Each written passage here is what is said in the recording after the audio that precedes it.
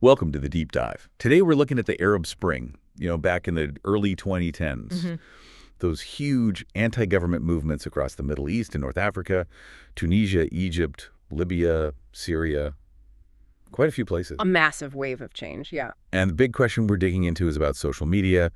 What part did it really play? Was it the main driver, maybe just a tool, or something else? It's a really critical question because the Arab Spring kicking off late 2010, it didn't just appear out of nowhere. Right, there was context, lots of it. Exactly. Decades of, authoritarian leaders, corruption being rampant, economies just stuck. Yeah, job prospects, especially for young people, were pretty bleak. Very bleak. And basic freedoms, human rights violations, and all created this tinderbox situation. And Mohamed Bouazizi in Tunisia? Yeah. That was the spark. That was the spark. His self-immolation ignited the Jasmine Revolution there, and it tapped into these widespread feelings, this demand for justice, reform, basic rights, democracy, really. And it just spread like crazy.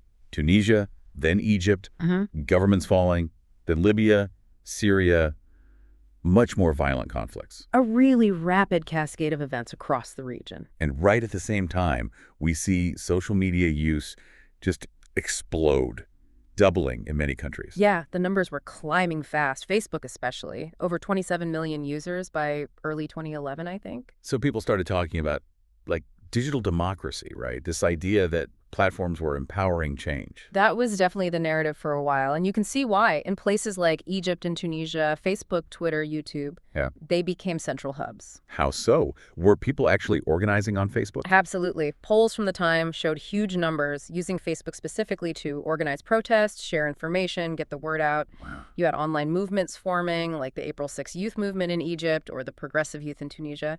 They started online. So it wasn't just talk, it was action. It translated. Facebook was also used to expose things like police brutality, sharing stories, images, making human rights abuses visible. It kind of acted as this coordination catalyst, Speaking existing anger and speeding it up, giving it reach. Precisely. It turned local issues into national movements much faster than before. It allowed incredibly quick communication. Bypassing government control of media, too, I guess. A huge aspect. People got access to different information, unfiltered perspectives. Citizen journalism really took off. People documenting events themselves, sharing it instantly, globally. Do we have specific examples? Like, how did a Facebook page lead to a protest? Yeah, the We're All Tellid Said page in Egypt is a prime example. It was instrumental in calling for and organizing that first massive protest on January 25th. Okay. And Twitter, what was its role? Twitter was more about speed and coordination. Hashtags like #Jan25, #ArabSpring. They became rallying points, ways to track events in real time. Like live updates from the ground. Exactly. And YouTube provided the visual proof. Videos contradicting official stories, showing the reality of the protests, the crackdowns. There's research on this too, right? Showing connections between online talk and offline action. Yes, some studies tracked how revolutionary messages spread online and correlated spikes in that activity with protests happening shortly after in specific places. An interesting link. But we need to be careful not to overstate it. Social media didn't cause the Arab Spring on its own. Absolutely not. That's crucial. It was a powerful facilitator and amplifier, but the root causes were those deep socio-political and economic problems we talked about. Right. And old school activism still mattered. Definitely. Traditional organizing, established networks, even pan-Arab news channels like Al Jazeera played significant roles. Plus, social media has limits. Like what? Well, echo chambers, misinformation spreading like wildfire, government surveillance kicking in, and the digital divide. Not everyone had equal access. Good point. So just to recap the platforms quickly, Facebook for community, organizing.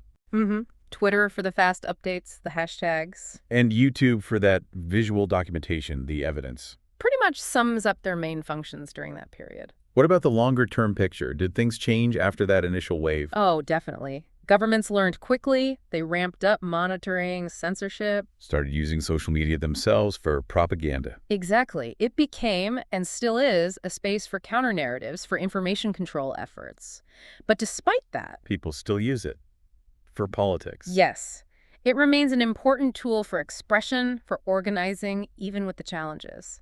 We saw echoes of its use in later movements too, like #BlackLivesMatter or #MeToo, adapting the tactics. Okay, so it's really complex. Social media is clearly significant amplifying voices, helping people organize in new ways during the Arab Spring.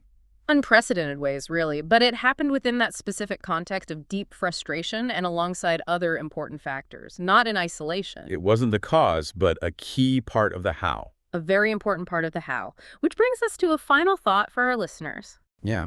Thinking about how governments, and citizens too, have adapted their strategies on social media since the Arab Spring. What does that really tell us about power online today? And maybe, what's the future for social movements in this digital world that's both empowering but also increasingly watched?